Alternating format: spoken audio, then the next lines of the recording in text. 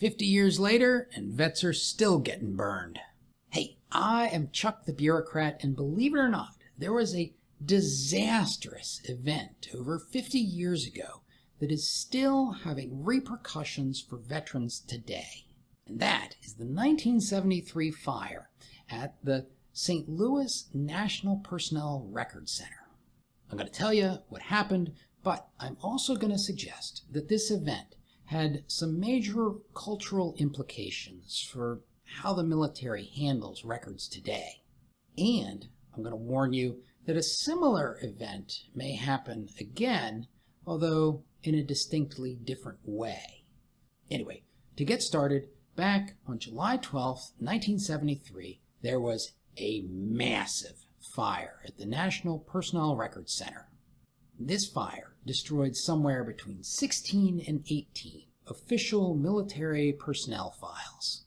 In particular, this affected Army folks who were discharged between 1912 and 1960, and Air Force personnel who were discharged between 1947 and 1964. And even though there have been absolutely Herculean efforts to recover, reclaim, and reconstruct these files, nobody is 100% certain that they've rescued everything. The reason this is relevant is because if you're a family member who is trying to prove the military service of somebody who served during that period, well, that can be problematic. I've been talking quite a bit lately about getting a copy of your DD-214, understanding what it is, and then making sure that your kids have copies of it.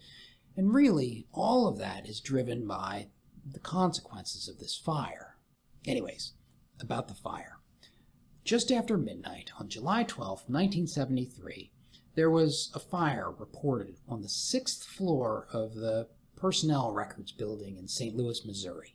Firefighters were on the scene fast, something like 4 minutes and 20 seconds after the first alarm sounded. And of course, the firefighters go into the building, but before they can actually get to the fire, they are driven back by the heat and the smoke. And so they start doing what firefighters do in these situations, and that is pouring immense quantities of water through the broken windows, trying to put the fire out.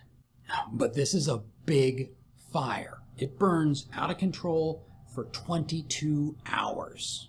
It took 2 days before firefighters were finally able to re-enter the building. The smoke was so intense that local residents had to stay indoors. It was nearly 4.5 days after the initial reports that the local fire department was finally able to declare that the fire had been put out. In total, 42 fire departments participated in trying to control this blaze. It was a big fire, and due to the extent of the damage, the investigators were never really able to figure out what started the fire.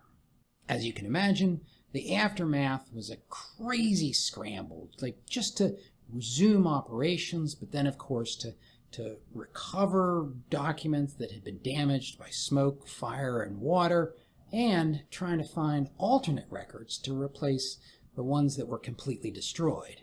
Now, just to give you one example of how hard the bureaucrats worked to recover these files, they actually sent millions of water-soaked records to a facility that had been built by McDonnell Douglas as part of the Gemini space program to simulate space conditions so that they could vacuum dry these documents.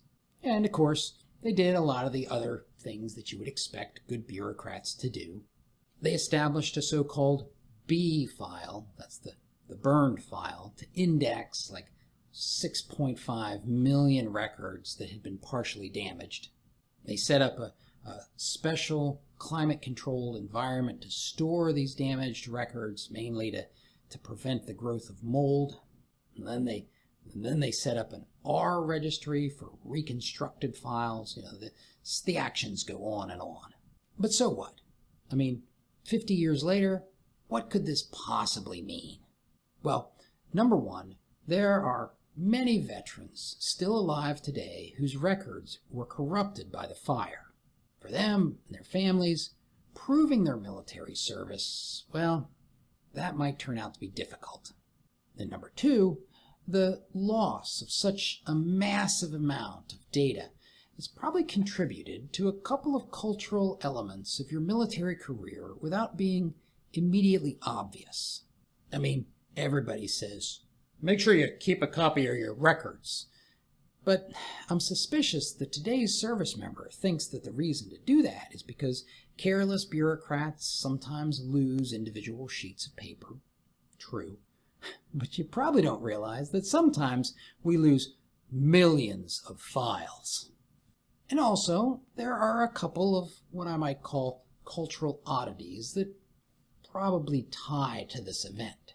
The Department of Defense had transitioned to the all-volunteer force just 2 weeks before this fire, and then the Privacy Act of 1974, it became law less than a year after the fire. Now, of course, neither of these two changes were caused by the fire, but you can imagine how minor aspects of the implementation of these new programs, well, they reflected concerns about a future major data breach.